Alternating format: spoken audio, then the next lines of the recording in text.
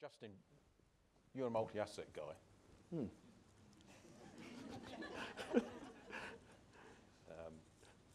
Just to make sure I'm up to date, I mean, you're clearly a black fund manager. I just thought I'd say that for the audience who might be struggling with that. Is it one of 12 or one of 13 black fund managers out there? I think we found another one, so 13. Okay. Just, I'm keeping up to date, thank you. When you're looking at funds, does the D or the I, or both, ever come into your reckoning?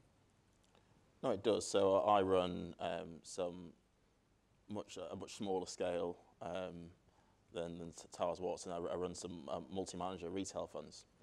And I suppose I've been doing manager research now since, 2003, and you know, I have always, I think, you know, maybe not explicitly, but I've always tried to capture the culture of an organisation, maybe not explicitly, and I think that's quite important.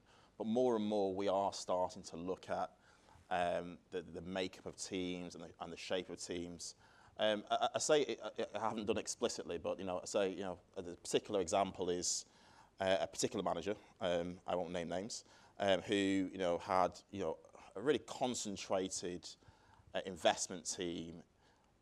And the background of those people were kind of Oxford PPE, and you know, overall, I think, you know, you probably know what I mean straight away. 60%, I think, at one point of their investment teams, if not more, were Oxford PPE, and you know, I suppose I've always, when I've inherited that manager, I've always looked to sell that manager down, because I've always felt that just didn't feel right from a cognitive diversity perspective.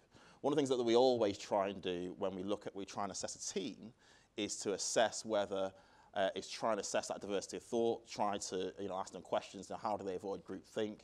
You know, what behavioural biases do they purposely try and discount in the manager research process?